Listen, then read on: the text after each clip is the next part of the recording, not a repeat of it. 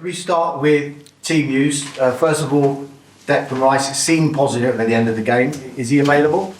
Well, let's see. I think with all the questions I'm going to get, the answer unfortunately is going to be the same. We have another training session in the afternoon.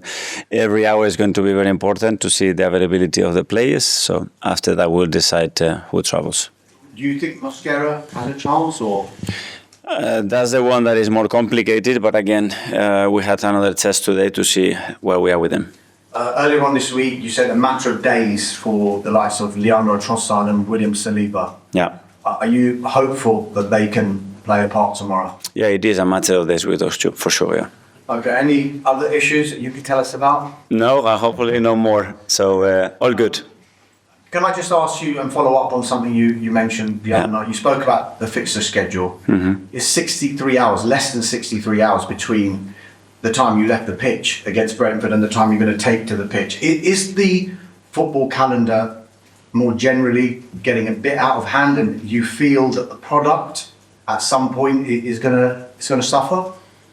I don't know. I don't think we have to get to that stage. But the only thing I said is whenever it's possible to help and give the players an extra day or hours to fulfill the maximum potential, let's do it. That's it.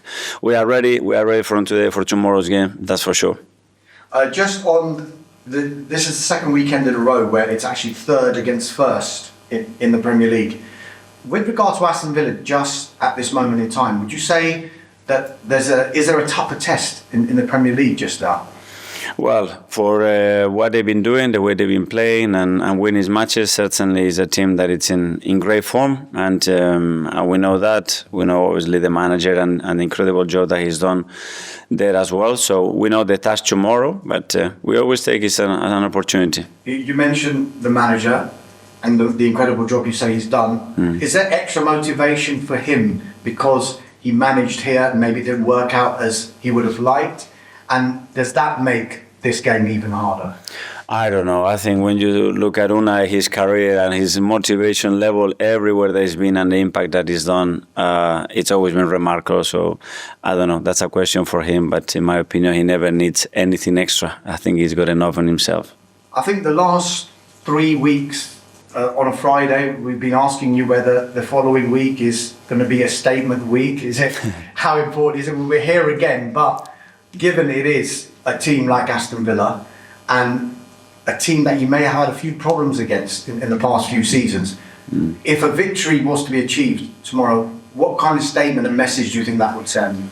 That's consistency, again, to perform at the highest level and win another game. And then we will go back to the same question 3 days later in the Champions League and then at the weekend, because that's the nature of the game. And that's exactly how we have to take it every game.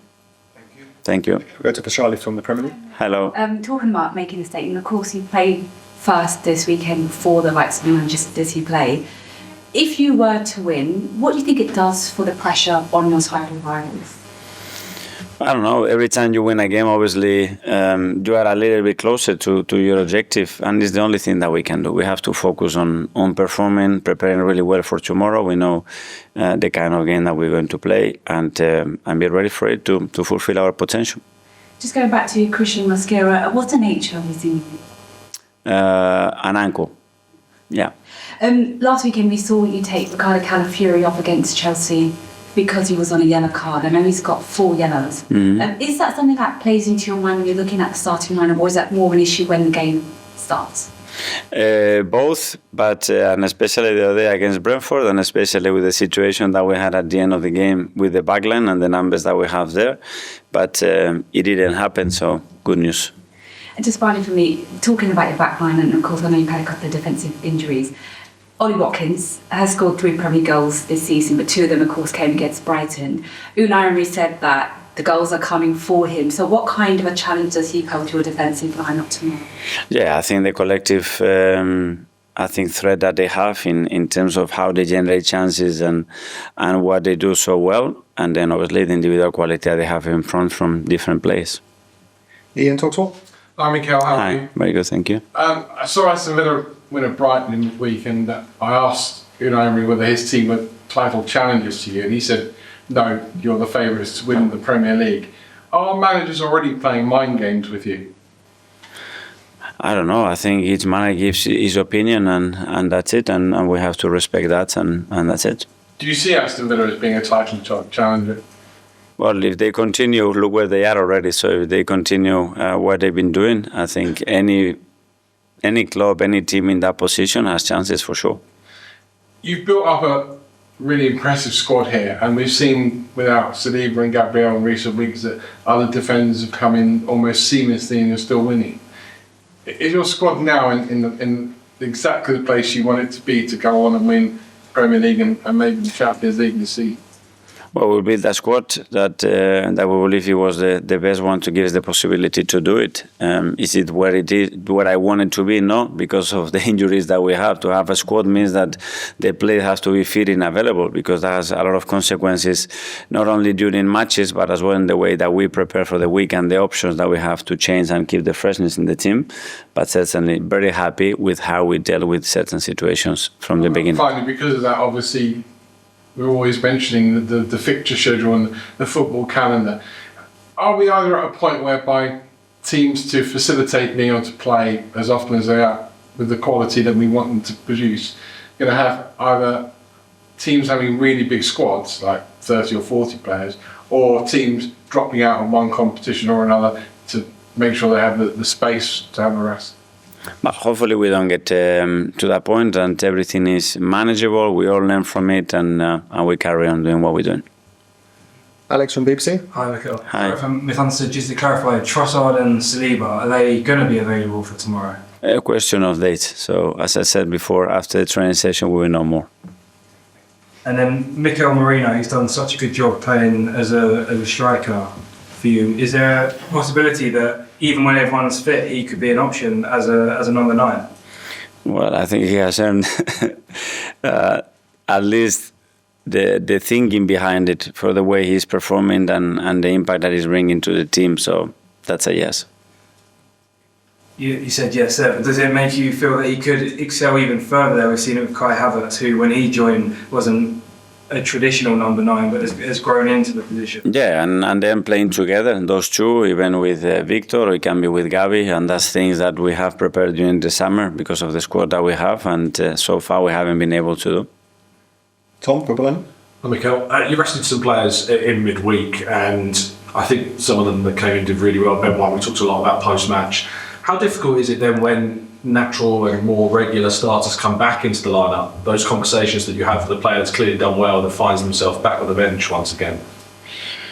Well, we haven't had this situation too many times. I think the problem will be the other one, that you bring somebody in and he doesn't perform, and then the decision is so easy not to play him again. And we are not in that position, which is the position that we want to be in, which is exactly that, to have people in contention, whether it's to start the game or to finish the game or to play whenever the team needs his qualities. And that's what we have at the moment with every player.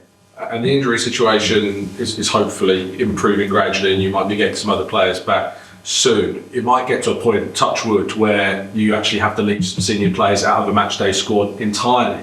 What challenge does that pose as a manager, and those conversations that you now have to have with those players that they might not miss out on a game? Well, I hope that we are in that position, and then again we can maintain and decide for the freshness of the team and what is required on that day, what is the best squad to take.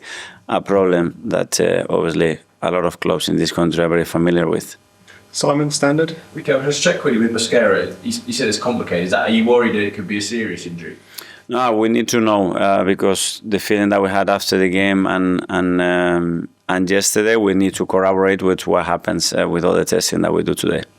Just obviously on the injuries, how has the sort of rate of injuries you had, the number of injuries, changed how you look at the January window? Does it make you open to bringing someone in because of the injuries you had?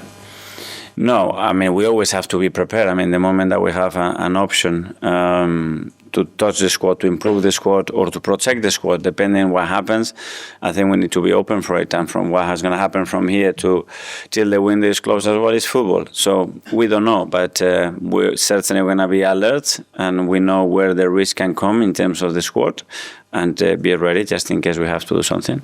In the same way, can you afford to let anyone go? Because you looked at someone like Ethan, who had minutes in that game the other week, someone like Gabby J behind sort of Kai, Victor, Mikel. But can you afford to let players leave in January when you have any injuries? Well, at the moment, obviously, we haven't had a situation, as we mentioned before, that players are out of the squad for 3 or 4 weeks in a row. So at the moment, we know that the squad we have we are fulfilling it with the players that are fit. So at the moment, it's very clear that there's no option to do that. James, Athletic. Hi, Mikel. Hi. Every week we come and we ask you about different players, different injuries, and yet it hasn't been a kind of core defining narrative of Arsenal's season because of the quality of the results and the performances. Last season was a very difficult season in respect of injuries as well. We lost a lot of big players for long periods of time.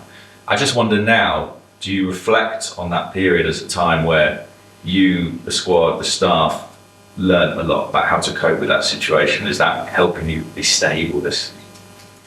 Yeah, well, you certainly learn from those situations, and I think looking for solutions and being positive and transmitting that positivity and belief to the team is the main thing, because you cannot do anything about it. We had injuries that are totally uncontrollable, especially the ones that they were long-term last season, and this season a lot of the things happen as well. Learn from the things that we can control as well, and the areas that we can improve. First of all, myself, and then take it as it comes and enjoy the ride. That's it. And just on Martin, obviously he's one of the players who came back in midweek into the starting 11. What did you think of his performance, and do you think he's in a position now where he's ready to be playing every 3 days like the calendar demands? Yeah, I think he's certainly capable of doing that once the injury is resolved. I mean, you see his stats, what he did on midweek after 6-7 weeks out. It's incredible. So we just have another top player that gives us a lot, gives us something different to what we have in those positions. So very happy to have him. Okay, finally, then that's out to Harry from Hi, BBC. Mikel. Hi. With the fixture schedule the way it is, we always talk about rotation. That seems to be a really common conversation. You haven't been able to rotate in recent seasons. How have you adapted to having obviously more options available given the bigger squad? And how have you changed as a manager in terms of just being more maybe open-minded to that now that it's an option? Well, great. I think it's something that I haven't experienced much, especially through long periods of time since I've been here. And it's great before the game. It's great because you can think about different ways, different relationships. You can accommodate players for the game that you expect to play. And what is great is that when you look at the bench and you said, now we can change the game, or last year when we were from February to May, look there, and we had 2 players, really. So that's a huge difference. Okay, that finishes the Live.